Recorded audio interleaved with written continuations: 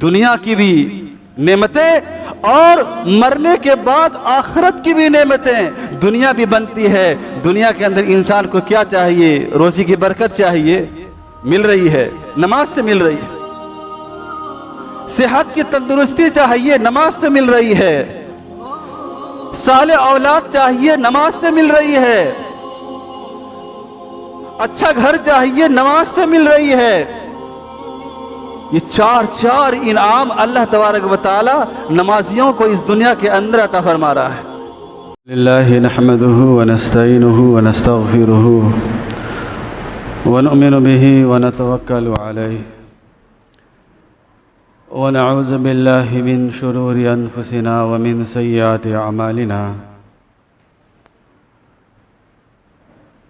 मन यहदिहिल्लाहु फला मुज़िल्ल लहु व मन युज़लिलहु फला हादिय लहु व नशहदु अन ला इलाहा इल्लल्लाहु वहदहु ला शरीका लहु व नशहदु अन्न सय्यिदना व नबियना व मौलाना मुहम्मदन अब्दुहु व रसूलुहु सल्लल्लाहु तआला अलैहि व अला आलिहि व सहबिहि व बारक व सल्लम। अम्मा बाद फ़अऊज़ु बिल्लाहि मिनश शैतानिर रजीम। बिस्मिल्लाहिर रहमानिर रहीम। या बुनय्य अक़िमिस सलाह वअमुर बिल मारूफ़ि वन्हा अनिल मुनकर वस्बिर अला मा असाबक इन्न ज़ालिका मिन अज़्मिल उमूर।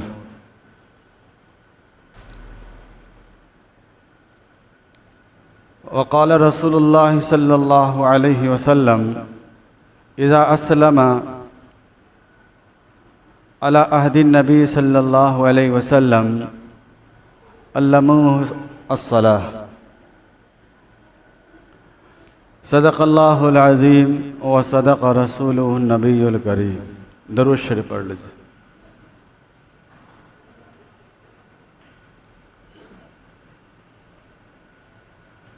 मोहतरम मुअज़्ज़ज़ सामीन, बुज़ुर्गों, नौजवान साथियों, प्यारे अज़ीज़ बच्चों,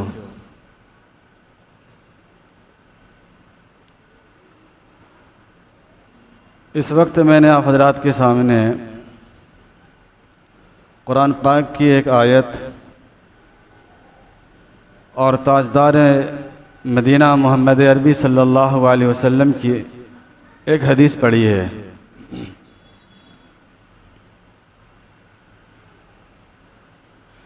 ईमान के बाद सबसे मोहतरम बिशान रुकन और सबसे बड़ा फरीज़ा और कुरान और हदीस के अंदर सबसे ज़्यादा ताकीद और अहमियत जिन चीज़ों की आई है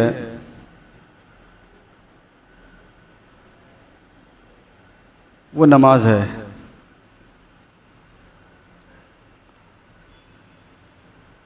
और क्यों ना हो,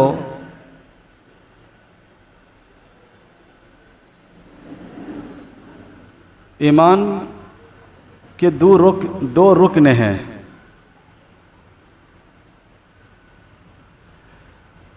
ईमान का एक रुकन और ईमान का एक पहलू है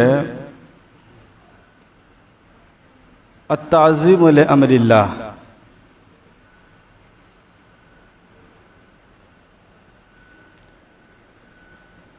यानी अल्लाह के अम्र और अल्लाह के हुक्म की अज़मत दिल के अंदर हो और उसे पूरा करे। और ईमान का दूसरा पहलू और ईमान का दूसरा रुकन है अश्शफ़क़तु अला ख़ल्क़िल्लाह, कि अल्लाह की मखलूक की खिदमत हो।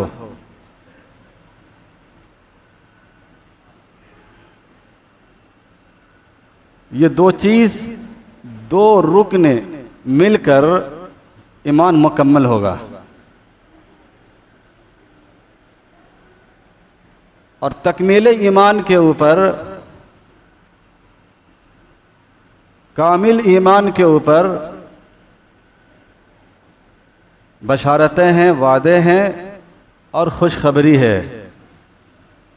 नाक़िस ईमान और अधूरा ईमान, कमज़ोर ईमान, उस पर वादे और बशारत और खुशखबरी नहीं, बल्कि अल्लाह तबारक व तआला ने उसे तकमील की दावत दी है कि ईमान मुकम्मल करो।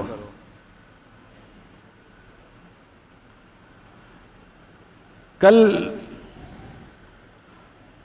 हमारे असलाफ और बुज़ुर्ग जो कामयाबी की मुंतहा दर्जे को पहुँचे हुए थे और कामयाबी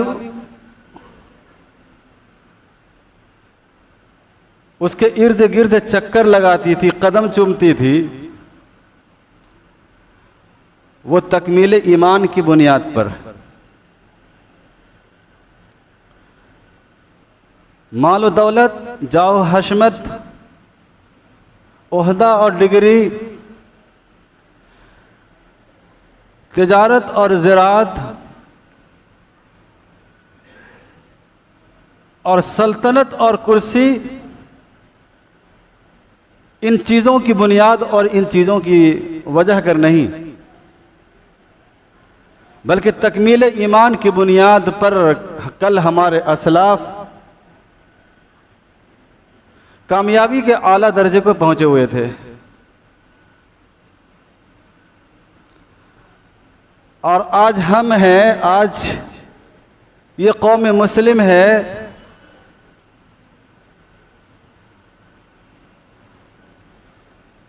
कि माल दौलत उसके पास है, ओहदा और कुर्सी भी है, सल्तनत भी है, ओहदे और डिग्रियां भी है, अच्छा ताजिर भी है, अच्छा काश्तकार भी है,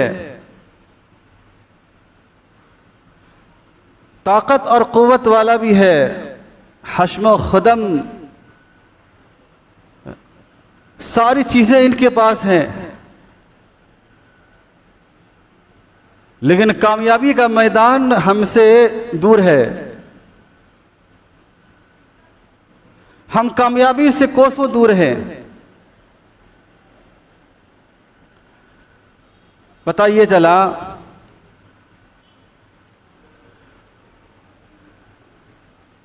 कि कामयाबी की जो चीज़ असल है, उस चीज़ को हमने ज़ाय किया है। वो चीज़ हमसे छूटती चली जा रही है और वो चीज़ हमसे निकलता जा रहा है।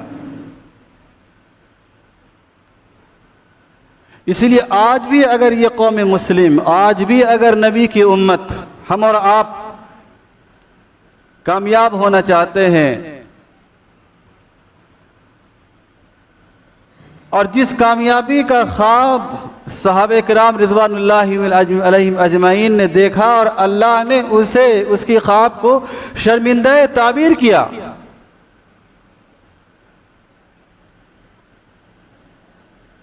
तो मेरे मोहतरम बुजुर्गों और दोस्तों, हमें भी और आपको भी और पूरी नबी के उम्मत को और कौम मुस्लिम को उसी तरीक़े को अपनाना पड़ेगा। उसी सहाबा की ज़िंदगी को अपनाकर इंसान और उम्मत ये कामयाब हो सकती है।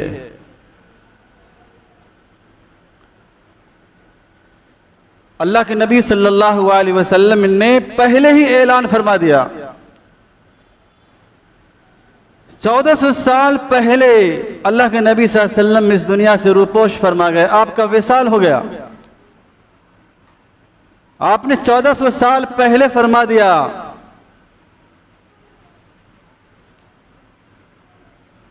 कि अल्लाह तबारक व तआला ने हमें माल जमा करने के लिए नहीं भेजा। मा उहिया अन अजमअल माल, अल्लाह ने मुझे इसलिए नहीं भेजा कि मैं माल जमा करूं। अल्लाह ने मुझे इसलिए भेजा है मैं माल जमा करके ताजिर बन जाऊं, बेहतरीन ताजिर बन जाऊं। अल्लाह ने इसलिए नहीं भेजा दुनिया के अंदर। आज मेरे मोहतरम बुजुर्गों और दोस्तों, हर शख्स है, हर ईमान वाला और मुसलमान, मैं अच्छा ताजिर बन जाऊं। मुझे अच्छी कुर्सी मिल जाए, मुझे अच्छी डिग्री मिल जाए, लोग मेरी इज्जत और ताजीम करें, मेरा अच्छा सा बंगला हो जाए, अच्छी सी कोठी हो जाए,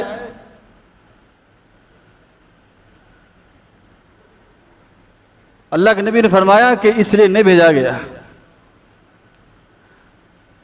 मैं इसलिए भेजा गया हूं कि मैं अपने रब की तारीफ और अपने रब की तस्बीह बयान करूं। फसब्बिह बिहम्दि रब्बिका वकुम मिनस साजिदीन, कि मेरे रब ने मुझे इसलिए भेजा है कि मैं अल्लाह की पाकी बयान करूं और उसकी तारीफ बयान करूं। वकुम मिनस साजिदीन, और सजदा करने वालों में से हो जाऊं, मैं नमाजी हो जाऊं। वाबुद रब्बका हत्ता यातियकल यकीन, और कब तक मैं अल्लाह की तस्बीह, अल्लाह की तारीफ और मैं नमाजी बना रहूं? कब तक मैं इबादत गुजार, मैं अल्लाह की इबादत करता रहूं? कब तक? वाबुद रब्बका हत्ता यातियकल यकीन, जब तक कि मौत आ जाए। मौत तक मैं अपने परवरदिगार आलम की इबादत करता रहूं। इस्लाम के अंदर जो मुकाम नमाज का है, ईमान के बाद जो दर्जा नमाज का है, वो किसी अमल का नहीं। और हम और आप इसी नमाज से आज हमारी और आपकी जिंदगी आरी और खाली है। आज कौम मुस्लिम इसी नमाज से दूर है। मर्द भी दूर है, औरत भी दूर है, बड़े भी दूर हैं, छोटे भी दूर हैं, सफेद रीश वाले भी दूर हैं और काली दाढ़ी वाले भी दूर हैं। शहर और देहात, हर शख्स बस अपना एक मिजाज बनाया हुआ है। जबकि अल्लाह के नबी सल्लल्लाहु अलैहि वसल्लम ने इरशाद फरमाया कि जिस शख्स ने नमाज पढ़ने को अपने जिम्मा जरूरी समझा, कि नमाज पढ़ना मेरे जिम्मा जरूरी और फर्ज है, नबी का फरमान है,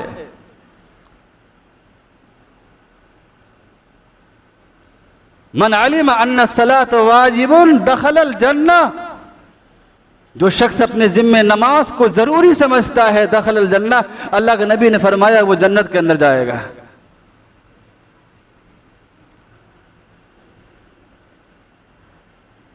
आज दुनिया के सारे धंधे हमारे लिए जरूरी है, सारी चीजें हमने जरूरी समझ रखा है, सब काम जरूरी है। अगर गैर जरूरी है तो वह नमाज है। ऐसा ही है ना? अगर गैर जरूरी अमल है तो वो हमने नमाज को समझ रखा है और नमाज को पसे पुश्त डाल दिया है। अंदाजा लगाए कि नमाज की अहमियत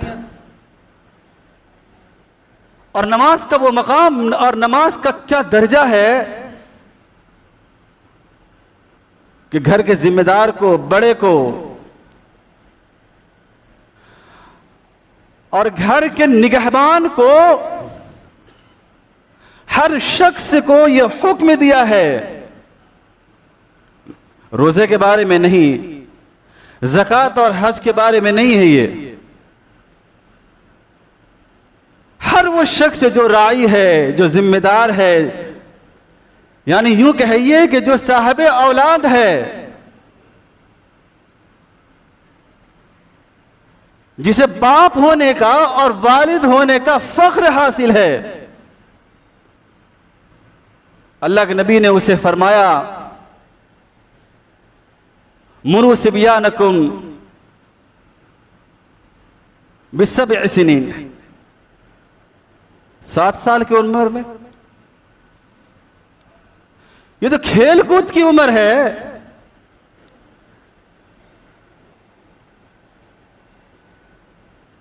ये तो ज़माने तुफूलियत है, बचपने की उम्र है। लेकिन अल्लाह के नबी का फरमान है, मुरू सिबियानकुम, अपने अल्लाह के नबी ने खुद फरमाया सिबियान, सिबियान के माने बच्चों के। अपने बच्चों को नमाज का हुक्म करो जब वो 7 साल के हो जाए। 7 साल में बच्चा नमाज पढ़ेगा। नमाज की अहमियत को बताया कि नमाज कितनी अहम चीज है कि 7 साल से उसको नमाज का हुक्म करो। जब उसकी उम्र नमाज पढ़ने को पहुंच जाएगी, जब वो बालिग हो जाएगा, तब तक उसे नमाज की आदत लग गई होगी। ये मतलब है। उसे आदी बनाओ, 7 साल से उसे आदी बनाओ। अपने साथ मस्जिद ले जाया करो, और मस्जिद ले जाने से पहले मस्जिद के आदाब बताओ। कुरान और हदीस के अंदर किसी भी अमल के बारे में आपको 7 साल की उम्र में हुक्म नहीं आया है। यह मतलब नहीं है कि यह हुक्म वाजिब है या इस्तेहबाब है, इससे कोई बहस नहीं। छोड़ दीजिए इन चीजों को कि यह नबी का हुक्म इस्तेहबाबन है या वजूबन है। ये उलमा इकराम की बात है, ये मुहद्दिसीन की बात है। लेकिन हदीस का सरी मतलब तो यही है कि जब 7 साल का बच्चा हो जाए तो उसे नमाज का हुक्म करो, उसे नमाज पढ़ाओ। वज़रिबूहुम बिअश्रि सिनीन। जब बच्चा 10 साल का हो जाए और नमाज छोड़े, फिर भी नमाज ना पढ़े, उसकी पिटाई करो, उसे मारो, उसका हल्की सी उसे तंबीह करो। नमाज नहीं पढ़ा बच्चा, नाराजगी दिखाओ। दिल के अंदर उसे ये बैठ जाए और दिल के अंदर उसके ये आ जाए कि नमाज कितनी अहम चीज है।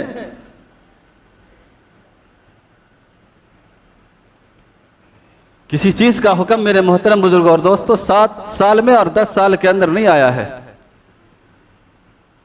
यही एक ऐसी चीज है, यही वो नमाज है कि जिसका हुक्म बच्चों के लिए आया है, निगहबानों के लिए, घर के निगहबान, घर के बड़ों के लिए कि 7 साल में उसे नमाज पढ़ने का हुक्म करो। और 10 साल का हो जाए और नमाज ना पढ़े, सुस्ती करे और काहिली करे तो उसकी पिटाई करो, उसकी हल्की तंबीह भी करो। और तीसरा जुमला अल्लाह के नबी ने इरशाद फरमाया कि जब बच्चा 10 साल का हो जाए तो बहन और भाई के बिस्तर को अलग कर दो। वफर्रिकू बैनहुमुल मज़ाजी, तो भाई और बहन के बिस्तर अब अलग कर दो।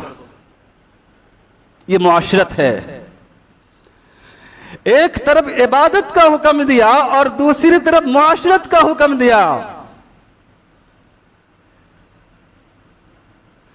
कि इबादत से ईमान की तकमील होगी और मुआशरत से अखलाक की तकमील होगी। कुर्बान जाइए आका इनामदार ताजदार मदीना मोहम्मद अरबी सल्लल्लाहु अलैहि वसल्लम ने, जिन्होंने अपने उम्मत के छोटे छोटे बच्चों की तरबियत और उसके लिए तंबीह का जो काम किया वो 7 साल से किया है।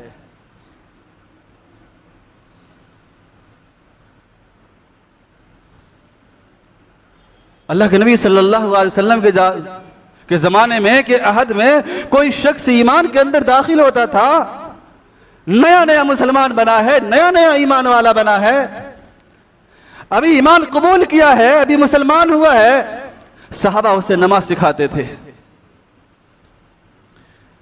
नहीं, आज 20 साल की उम्र हो गई, 25 साल की उम्र हो गई, और इससे आगे बढ़कर यूं कहूं कि 50 और 60 साल की उम्र हो गई। मेरे मोहतरम बुजुर्गों दोस्तों, न क़याम सही है, न रुकू सही है, न सजदा सही है, न क़याम के अंदर क्या पढ़ना है, न रुकू के अंदर क्या पढ़ना है, अत्तहियात में क्या पढ़ना है, दुआए क़ुनूत याद है या नहीं है। मेरे मोहतरम बुजुर्गों दोस्तों, सहाबा की जिंदगी में, नबी के जमाने में कोई ईमान लाता था, सहाबा उसे नमाज सिखाते थे। आज हमारी नमाज का क्या हाल है। कामयाबी मेरे मोहतरम बुजुर्गों और दोस्तों अगर उम्मत को मिल सकती है तो इसी रास्ते से मिल सकती है। नमाजियों के बड़े बड़े इनामात हैं। सबसे पहला इनाम, नमाज पढ़ने से उसकी रोजी में बरकत होती है। सेहत के अंदर तंदुरुस्ती आती है, रोजी में बरकत, सेहत के अंदर तंदुरुस्ती, सालेह औलाद, औलाद उसकी नेक होगी, घर का माहौल अच्छा होगा, और हश्र के मैदान के अंदर जामे कौसर मिलेगा। और कल क़यामत के दिन इस नमाज, ये नमाज इंसान को जन्नत के अंदर ले जाएगी। कि दुनिया की भी नेमतें और मरने के बाद आखिरत की भी नेमतें, दुनिया भी बनती है। दुनिया के अंदर इंसान को क्या चाहिए? रोजी की बरकत चाहिए, मिल रही है, नमाज से मिल रही है। सेहत की तंदुरुस्ती चाहिए, नमाज से मिल रही है। साले औलाद चाहिए, नमाज से मिल रही है। अच्छा घर चाहिए, नमाज से मिल रही है। ये चार इनाम अल्लाह तबारक व तआला नमाजियों को इस दुनिया के अंदर अता फरमा रहा है। और फिर मरने के बाद हश्र के अंदर अल्लाह तबारक व तआला नबी के हाथ से जामे कौसर देगा। आखिरत के अंदर दुखूल जन्नत अता फरमाएगा। तो दुनिया भी बन गई और आखिरत भी बन गई नमाज की बदौलत। नमाज से दुनिया भी बनती है और आखिरत भी बनती है। कौन है मेरे मोहतरम बुजुर्गो दोस्तों जो आज इस वक्त ये अहद करके जाए कि इंशाअल्लाह तबारक व तआला हम अपनी दुनिया भी बनाएंगे और अपनी आखिरत भी बनाएंगे। तो इरादा करे कि इंशाअल्लाह ताला 5 वक्त की नमाज का हम जरूर एहतमाम करेंगे। अल्लाह से दुआ है अल्लाह तबारक व तआला कहने और सुनने से ज्यादा अमल की तौफीक अता फरमाए। व आखिरु दावाना अनिल हम्दुलिल्लाहि रब्बिल आलमीन।